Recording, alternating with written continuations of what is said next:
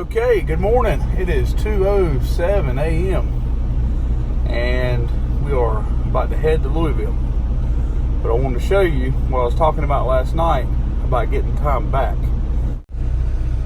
Okay, so this right here, I got 10 hours and 3 minutes on my clock. This shows 8 hours because I have that long until my first break. But after I take my first 30-minute break, I'll get the other 2 hours and 3 minutes that are showing right here. So that's what I was talking about getting time back, running recaps. So heading to Louisville. We'll first get fuel in about 3.5 hours is my fuel solution on the way, and then taking it on up to our final, and we should be getting there about 11, so we don't hit traffic. But that's where that 12 o'clock comes into play that I mentioned in my other video. So I gave myself about an extra hour buffer for traffic. So we'll see. See y'all in a little bit. All right, we made it to Louisville, Kentucky. It's about 11:30. So I'm about a half hour earlier than I told dispatch I'd be here. I was able to zip through Nashville without a whole lot of problems. So now I'm just trying to find the door to get into this place. This is the facility right here.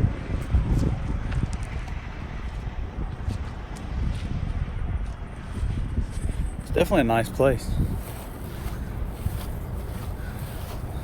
But see, a whole lot of doors. I'm gonna try a few of them here. So I can't get a working door. Everything's locked.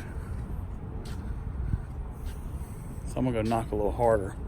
I called the number that was given to me, and it went to the voicemail of a shipping and receiving person.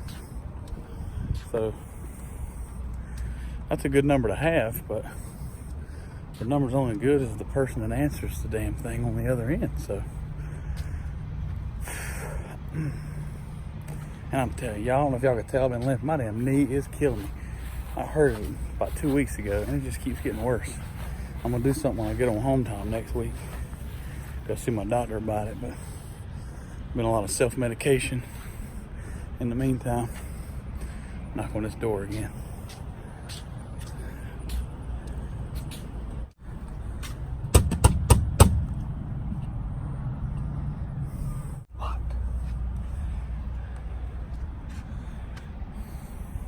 Try to kick it.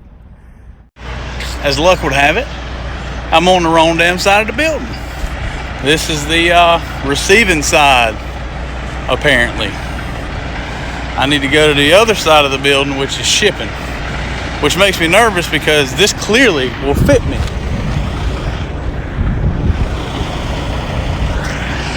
I don't know what's on the other side of the building. He said trucks go back there all the time. Okay, so that worked out. Worked out pretty good. This over here says main entrance. So now I guess I go in here and talk to them about my pickup. That I don't have a pickup number 4. Just a name, that's what I was told. We'll see. I was told to ring a bell. Right here.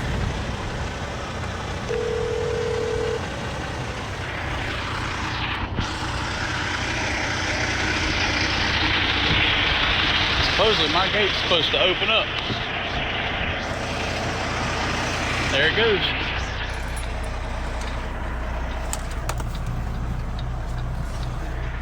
It's always a damn adventure, that's for sure. Sorry for the shakiness, y'all, but this is kind of what you got to get whenever you go with me. But I don't have a cameraman. Shakiness and me doing it all. Okay, so I have 53 minutes left on my drive clock, my whole day clock. And everybody just went to lunch because they weren't expecting me until 1 p.m. So by the time they even get back from lunch, I'll be out of hours of service. hoping I can stay here tonight.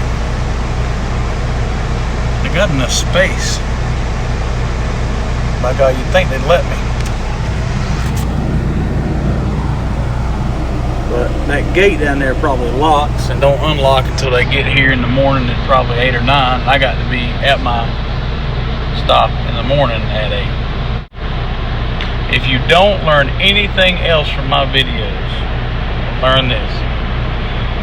Nobody, and I mean nobody, cares about your drive clock but you.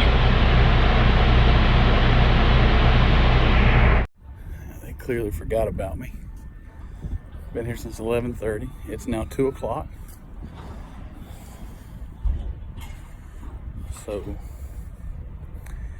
nobody's touched it. I had to go up to the office and the guy said, "Oh, I'll get somebody right on it." So here's a lesson. If you ever go anywhere, they say we're going to lunch, I would suggest going up in that office and maybe waiting about the time lunch is supposed to be over so they don't forget about you.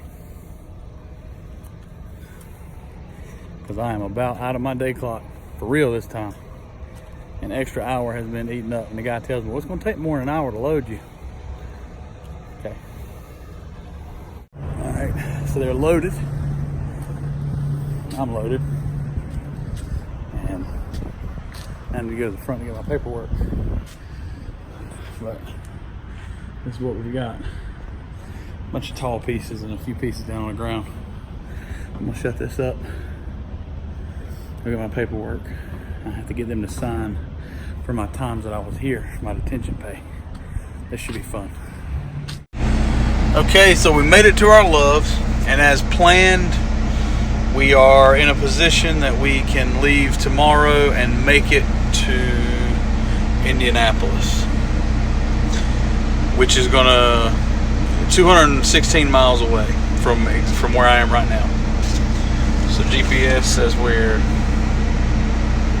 140 miles. It's 2 hours and 17 minutes. That's where I was wrong.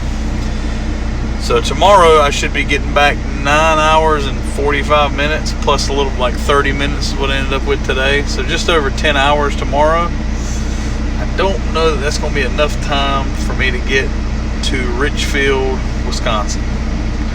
Unfortunately, I'm going to be right there, but I don't think I'll be able to make it. So, man, it's been, you come out here to drive a truck and to just be good at driving and be safe, and there's a lot to it. There's so many moving parts, including shippers not giving a kiss my ass about your clock and your day being wasted because they wanted to take a long lunch or came back from lunch and forgot about you. So, like I said earlier, don't nobody care about your clock but you. And you got to try to manage it as best as you can. So that's why I had to go back in there and say, hey guys, what's going on? So you're going to have to do that. Don't be an asshole about it, because then they will make you wait. Trust me. So stop 2 of 4 complete. 3 is Indianapolis, Indiana tomorrow. Until next time, drive on, driver. Y'all stay safe out there.